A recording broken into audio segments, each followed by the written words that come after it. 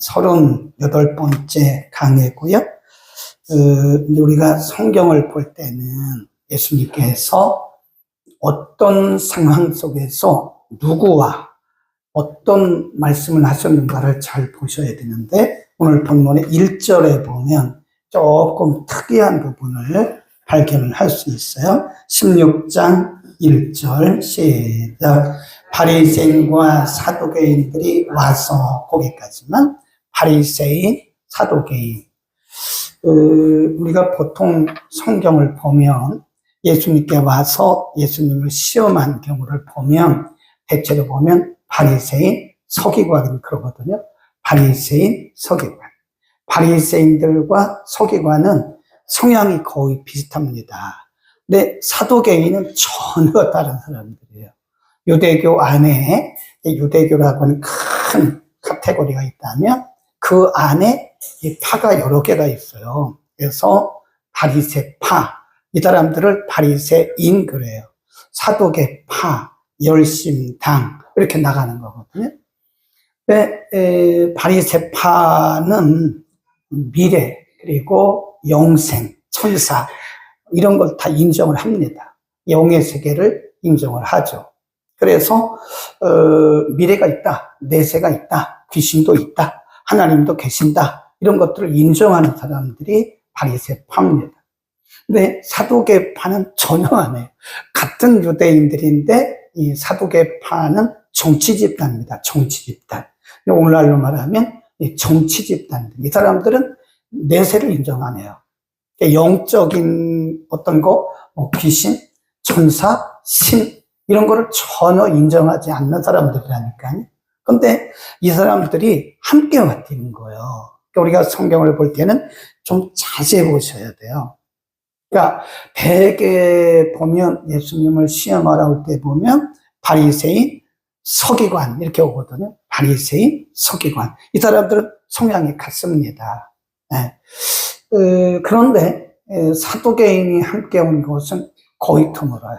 많이 없어요. 우리가 복음서를 잘 보세요. 이렇게 보면 예수님을 시험하기 위해서 왔던 경우가 바리새인과 사두개인이 함께 온 경우는 거의 없어요. 드뭅니다. 네, 이런 경우는 드물어요. 그래서 이런 부분을 보면서 우리 질문을 해야 돼요. 그게 성경을 자세히 보는 겁니다. 네, 이사야서에 보면 너희는 성경을, 하나님의 말씀을 자세히 주의하여 보라 그랬어요. 자, 그러면 우리가 여기서 지금 바리새인과 사두개인이 함께 온 게 뭐죠? 예수님을 시험하러 온 거예요. 이런 질문을 해야 돼. 왜 같이 왔나? 시험하러 왔죠? 그럼 이것은 뭘 의미하는가?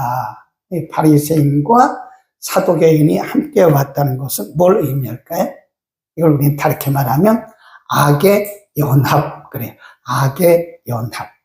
우리가 뒤에 가보면요, 예수님을 십자가에 못 박는 그 과정에도 보면요, 전혀 성향이 다른 사람들이 그 일을 할 때, 예수님을 십자가에 못 박고 예수님을 재판할 때는 하나가 딱 되더라고요. 그런 경우가 간혹 나와요. 우리 그걸 뭐라고 그래요? 악의 연합이다. 우리가 시대를 이렇게 보면요, 분명히 이 기름과 물은 함께 합쳐지지를 않습니다. 그렇죠? 근데 기름끼리는 묶여요. 뭉칩니다. 악의 영을 받은 사람들은, 사탄의 영을 받은 사람들은, 사탄의 영을 받은 사람들끼리 뭉치는 그런 그런 경향이 있어요. 그럼 우리가 뭐라 그러냐? 악의 연합이다. 그럽니다. 이 사탄의 영을 받은 사람들은 사탄의 영을 받은 사람들끼리 하나 돼요. 그거 신기합니다. 악은 악끼리 모이게 돼요. 악의 연합이다. 이거 잘 보셔야 돼요. 우리가 이렇게 우리 시대를 봐도요, 악인은 악인끼리 모입니다. 틀림없습니다. 정치 집단도 그렇고, 종교 집단도 그렇고, 악은 악끼리 모이는 그런 영향이 있어요. 우리 한번 요한계시록 12장으로 한번 가보죠. 요한계시록 16장, 12장이 아니고 16장 12절에 보면 대접재앙을 말씀하면서 여섯째 대접을 했어요. 12절, 16장 12절. 시작. 또 여섯째가 그 대접을 큰 강 유브라데 소돔에 강물이 말라서 동방에서 오는 왕들의 길이 예비되더라. 또 내가 봄에 개구리 같은 새 더러운 영이 용의 입과 짐승의 입과 거짓 선지자의 입에서 나오니 정의는 귀신의 영이라 그랬습니다. 네, 귀신의 영. 그러니까 악한 영을 받은 사람들이 이게 다 모일 수 있는 길이 열리는 거, 길. 네, 그 강물이 마르니까 이 동방에서부터 오고 서방에서 오고, 이걸 뭘 의미하냐면 악의 연합이다. 그다 써놓으세요. 요한계시록 16장 12절. 이것도 악의 연합이다. 이게 마지막 때는요, 악의 연합 현상들이 여기저기에서 일어납니다. 이단들끼리 뭐예요? 네. 그래서 이 마지막 때는요, 정말 복음주의적인 그런 사람들, 그런 교회들, 정말 복음주의적인 그런 사람들을 우리가 참 만난다는 게 굉장히 축복이고요, 은혜입니다. 복음주의적, 말씀 중심으로 살아가는 사람들이 사실은 수가 점점 줄어있지, 가면 갈수록. 그리고 악의 연합을 통해서 복음을 떠나는 비복음적인 사람들이 수가 훨씬 더 많아져요. 우리나라도 보면 이단들이 규모가 굉장히 큽니다. 보통 큰 게 아닙니다, 이단들이. 근데 우리 같이 이렇게 복음주의적인 아주 말씀 중심으로 하는 데는 오히려 사람들이 적어요. 꼭 적다고 좋은 것만은 아닌데, 마지막 때가 되면 악의 연합운동이 일어난다, 분명히 알아야 됩니다. 그래서 제가 늘 얘기하잖아요. 이 마지막 때는 사람을 조심해요, 사람. 영이 혼탁한 사람들과 같이 하면 안 돼요. 이상하게 영이 혼미한 사람들은 영이 혼미한 사람들끼리 모이더라고요. 그게 악의 연합이에요. 네. 영이 혼미한 사람들은 영이 혼미한 사람들끼리 모여요. 이 마지막 때는 마태복음 24장에 보면 사람을 조심해라. 많은 사람들이 내 이름으로 와서 이르기를 내가 그다, 내가 예수라, 그런다는 거예요. 그래서 이렇게 보면 신비주의적인 사람들은요, 신비주의적인 사람들끼리 모여요. 또 너무 학문적인 사람, 학문을 가지고 복음을 떠나거든요. 학문적인 사람들은 또 학문적인 사람들끼리 모여요. 이성적인 사람은 이성적인 사람들끼리 모이게 됐어요. 그래서 악의 연합을 조심해야 된다. 아시겠죠? 여기 서기관과 원래는 바리새인과 서기관들이 항상 예수님께 와서 예수님을 시험했는데, 그 1절에 보면 바리새인과 사두개인이 함께합니다. 전혀 성향이 다른 사람들인데 이번에는 딱 하나가 됐다, 그런 얘기입니다. 넘어갑니다. 이들이 와서 뭐라고 얘기하느냐?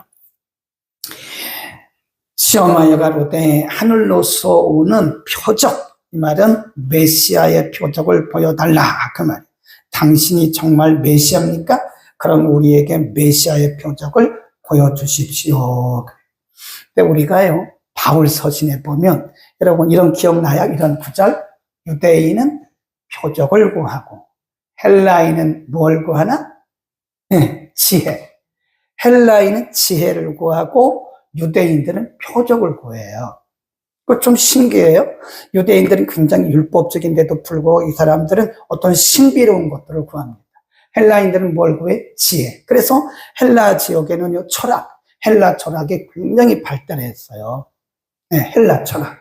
근데 유대인들은 굉장히 영적인, 율법적이면서도 어떤 신비로운 영적인 그런 것들을 원한다. 그러니까 지금 이 사람들이 와서 하는 것이, 당신이 진짜 메시아라면 어떤 영적인 것을 좀 보여달라. 어떤 신비로운, 어떤 신령한 것을 좀 보여달라. 그런 얘기예요. 그러니까 예수님은 어떤 사람들이 엉뚱한 대답을 하면 그 사람들이 대답한 것과 전혀 다르게 말씀을 하세요. 거기 한번 보세요. 그러니까 예수님 뭐라고 말씀하시냐면, 자, 읽습니다. 2절, 3절 시작. 예수께서 대답하여 가라사대 너희가 저녁에 하늘이 붉으면 날이 좋겠다 하고 아침에 하늘이 붉고 흐리면 오늘은 날이 좋겠다 하나니 너희가 천기는 분별할 줄 알면서 시대의 표적은 모르냐? 그러면 시대의 표적이 뭐죠? 예수님이 이미 메시아로 오신 그 증거를 모르냐? 그러면 너희는 천기를 분별하면서 어떻게 이 시대의 표적을 모르냐? 이 시대의 표적이 예수님이 메시아로 오셨다 하는 것이. 그러면서 이렇게 말씀하십니다. 악하고 음란한 세대가 뭘 원한대요? 표적. 표적을 구하는 세대는 악하고 음란한 세대가 표적을 구하나 요나의 표적밖에는 보여줄 표적이 없느니라 하시고 저희를 떠나가셨다. 예수님이 저들을 무시하고 그냥 가신 거예요. 악하고 음란한 세대가 표적을 구한대. 이미 예수님께서 메시아로 오셔서 예수님이 지금 활동하고 계시고 예수님이 그 메시아로서의 활동 그리고 증거, 메시지 이런 걸 다 지금 분명하게 드러내고 계시는데도 이 사람들은 그거는 무시하고 뭘 보여달라는 거예요? 네, 영적인 표적, 영적인 표적. 그러니까 예수님 말씀하기를 내가 너희에게 보여줄 표적이 없어. 여러분들이 아주 악하고 음란해서 어떤 표적을, 영적인 표적을 구하는데 사실은 이미 내가 다 와서 나의 메시아됨을 다 증거했어. 그러면서 예수님 말씀하시기를 요나의 표적밖에는 너에게 보일 게 없다. 이게 다르게 말하면 요나의 표적이 뭐죠? 요나가 뱃속에 들어갔다가 3일 만에 나오잖아요. 그거예요. 그 요나는 예수님의 그 상징입니다. 예수님의 죽음과 부활을 상징하는 거, 요나가. 그 요나의 복음이에요, 그게. 그러니까 요나가 뱃속에 들어가는 것은, 물고기 뱃속에 들어가는 것은 예수님의 죽으심. 그래서 땅속에 묻히셨다가 다시 3일 만에 나오잖아요. 그게 예수님의 부활을 상징한다. 그러니까 예수님이 아주 이런 시시한 영적인 표적을 구하는 이 사람들에게 이거 구하는 것은 악하고 음란한 거야. 이미 내가 너에게 다 메시아의 표적을 보여줬는데 가장 큰 표적이 뭐냐? 바로 요나의 표적이다. 너희가 얼마 있으면 나의 십자가와 나의 죽음 그리고 내가 다시 사는 것을 보게 될 것이다. 저는 그렇게 생각합니다. 우리가 여러 가지 표적들을 사실 우리 보기를 원하잖아요. 하나님 기적을 보여달라고. 근데 가만히 생각하면 이미 우리에게 기적이 와 있다고요. 근데 우리는 자꾸 이상하게 자잘한 그런 기적을 기적으로 보는 거예요. 가장 큰 기적은 뭐죠? 우리가 예수를 믿어서 지옥 갈 사람들이 천국 가는 거 아닙니까? 아멘. 이보다 큰 기적이 어디 있냐고요.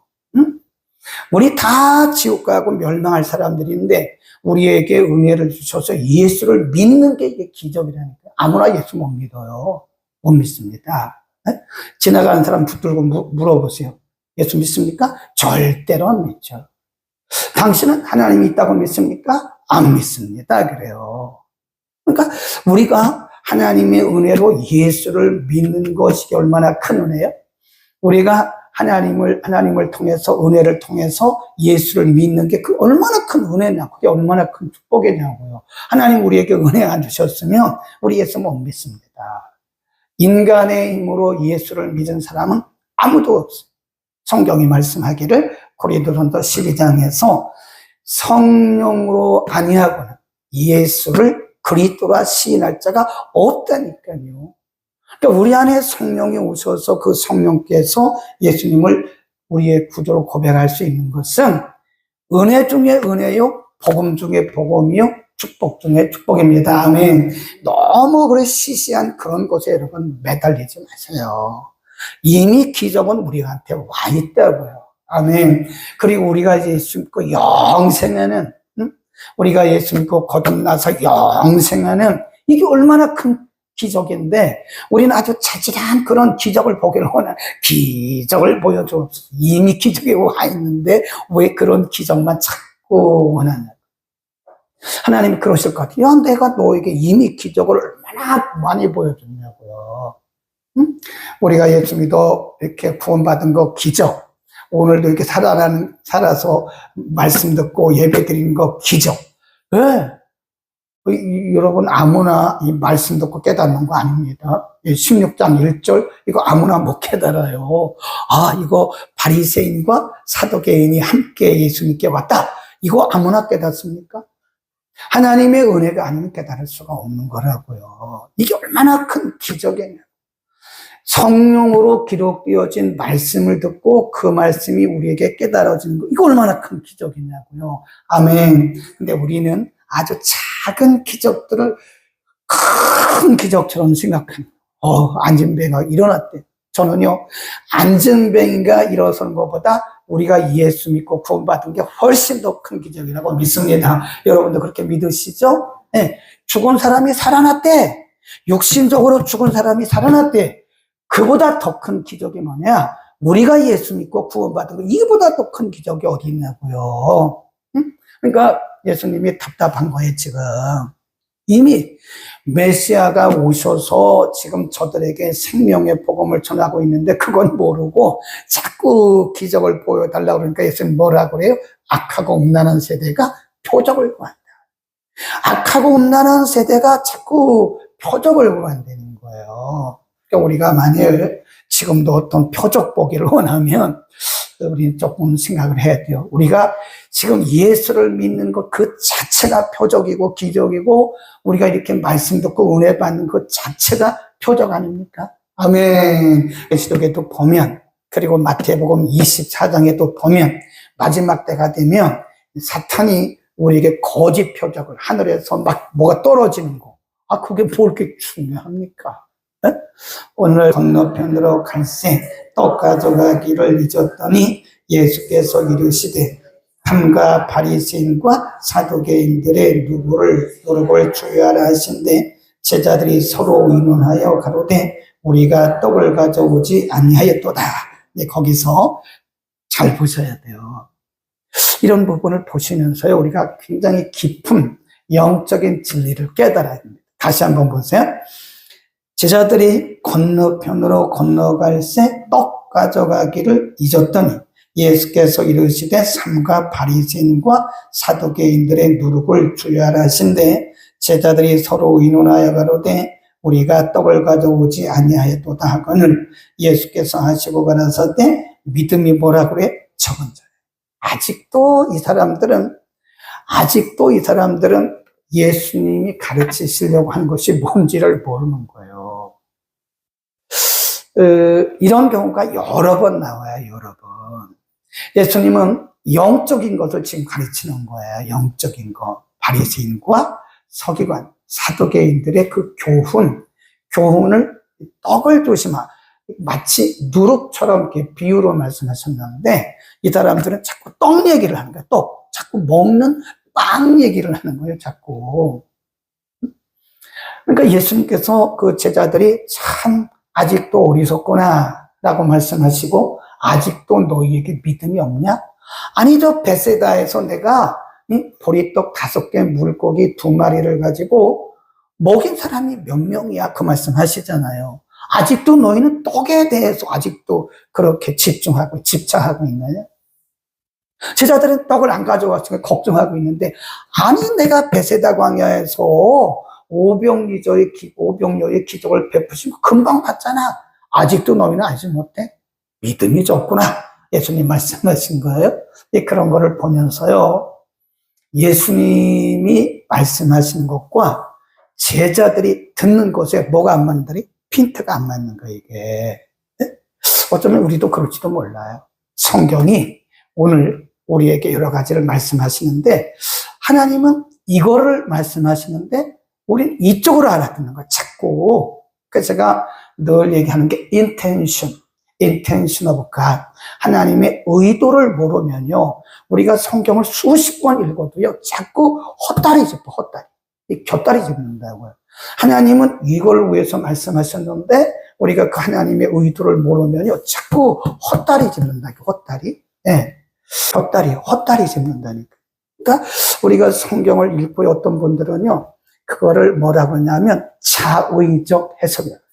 자의적, self interpretation. 스스로가 자기 자의적 해석을 하는 거예요. 그걸 다르게 말하면 주관적 해석, 성경을 다 자기 중심으로 아전인수격으로 막 풀어가요. 그러면 하나님의 의도와는 전혀 반대. 그래서 우리가 성경을 볼 때는요, 깊이 봐야 돼요. 깊이 보고 이 말씀을 자꾸 핫가다가 뭐죠?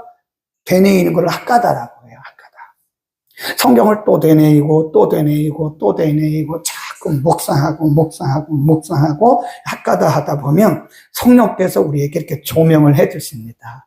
그건 이런 뜻이야. 그래. 저는 우리 시간이 중요한 게 아니잖아요. 제가 말씀드린 게 뭐냐면 예수님은 분명히 사두개인과 바리새인들의 누룩, 교훈을 말씀했는데 예수님의 제자들은 떡 얘기만 하는 거예요. 떡 얘기. 지금 예수님의 관점과 제자들의 관점은 전혀 지금 빗나가고 있는 거예요. 어쩌면 우리도요, 기도의 관점이 하나님의 관점과 빗나가고 있는지도 몰라요. 하나님은 우리가 이렇게 기도하기를 원하시는데 우리는 지금 엉뚱한 거 구하는지도 몰라요. 그렇죠. 마태복음 6장에 보면 예수님께서 기도를 가르치시면서 너희는 무엇을 먹을까 무엇을 입을까 그렇게 하지 마라. 그건 이방인들이 구하는 것이다. 너희는 먼저 그의 나라와 의를 구하라. 근데 우리의 기도를 보면 이게 너희는 먼저 그의 나라와 의를 구하라 그러는데 우리는 자꾸 이 땅의 것을 구하라. 물론 그것도 기도해야 되죠. 근데 우리의 기도의 중심축은 먼저 그의 나라와 그의 의인 겁니다. 어쩌면 이게 하나님의 관점과 우리의 관점이 빗나갈 수 있는 거예요. 우리는 자꾸 영적인 관점으로 자꾸 보는 거예요. 근데 하나님 우리에게 육적인 관점에서 영적인 관점으로 옮겨야 되는데 우리는 자꾸 육적인 관점으로 보고 하나님은 영적인 관점으로 우리에게 말씀하시는 거예요. 그러니까 이게 안 맞는 거예요. 이게 어긋나는 거예요. 이게 핀트가 안 맞는다. 그러는 거예요. 저는 이렇게 생각합니다. 이 신앙의 성숙이라고 하는 것은 성경을 많이 읽는 것도 있고 기독교 교리를 아는 것도 있고 뭐 그런 것도 있지만 진짜 신앙의 성숙이라고 하는 것은 우리의 관점이 하나님의 관점으로 이동되어 가는 거예요. 우리의 삶의 중심축이 나 중심에서 하나님 중심으로 옮겨가는 게 그게 신앙 성숙입니다. 사실은. 그래서 신앙이 정말 성숙한 사람들과 대화를 해보면요, 이 가치관 자체가 틀려요. 가치관, 세계관 자체가 틀립니다. 그런 분들하고 대화를 하면요, 어떤 때 우리가 부끄러운 게 많아요. 나는 아직도 세상적인 가치관, 세상적인 세계관, 육적인 세계관을 가지고 지금까지 내가 신앙생활을 잘한다고 해왔구나. 그 생각할 때가 있다니까요. 이렇게 보면 그런 분들을 만나보면요, 가치관이 분명히 달라요. 이 방향성이 틀림없이 다릅니다. 하나님을 향한 방향성. 물질 하나를 봐도, 물질을 사용하는 것을 봐도 어쩌면 우리들은 자꾸 육적인 관점에서 그 물질을 자꾸 사용하려고 그런다. 근데 하나님은 그 물질을 하나님의 관점에서 그 물질을 사용하기를 원하십니다. 하나님이 때로는 우리에게요, 한번 이렇게 던져줘 보세요. 이렇게. 우리를 하나님이 테스트하십니다. 이렇게 던져주세요. 어느 날 갑자기 여러분에게 물질의 복이 온 것은 내가 기도 많이 했던 게 아니에요. 우리는 가끔 우리가 오해를 합니다. 착각을 합니다. 내가 기도를 많이 했더니, 내가 믿음이 좋았더니 하나님이 이런 물질을 주셨다고 아니거든요. 뭐 그럴 수도 있는데 하나님이 우리의 믿음을 테스트하시는 거예요. 일단 물질을 줘보세요.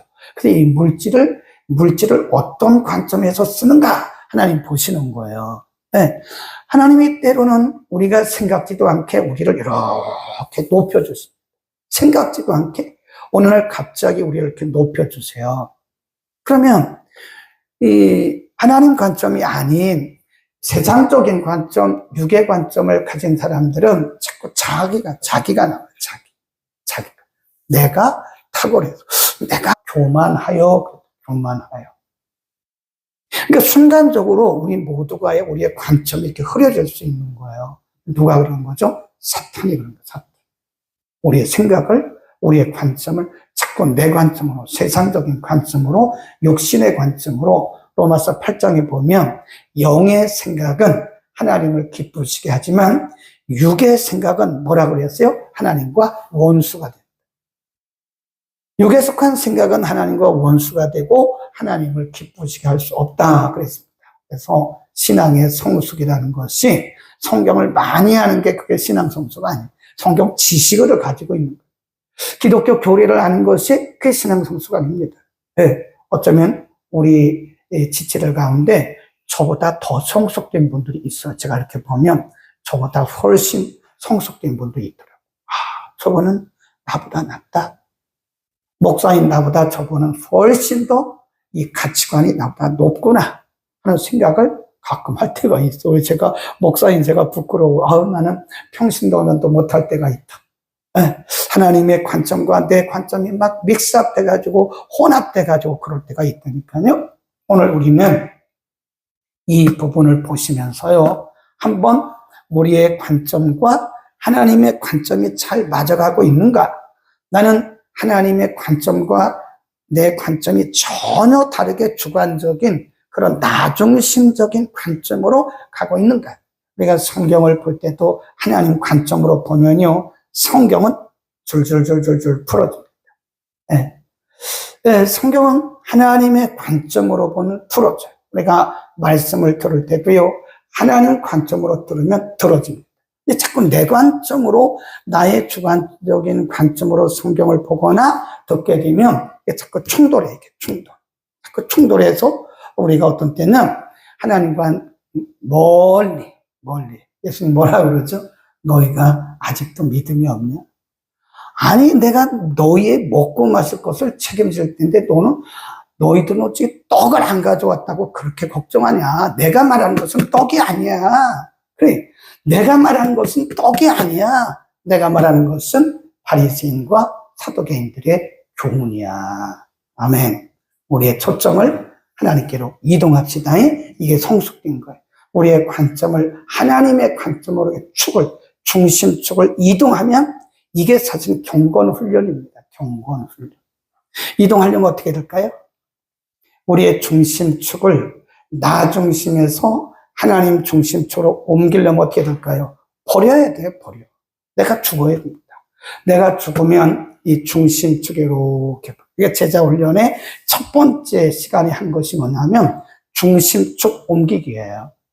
옛날에 우리가 공부했잖아요. 근데 아무리 제자훈련을 받아도 이 중심축을 안 옮기더라고요. 나는 제자훈련 23기다. 아무런 의미가 없어요. 나의 중심축이 하나님께로 옮겨지는 것이 진짜 제자입니다. 아멘. 기도합니다. 걸어가신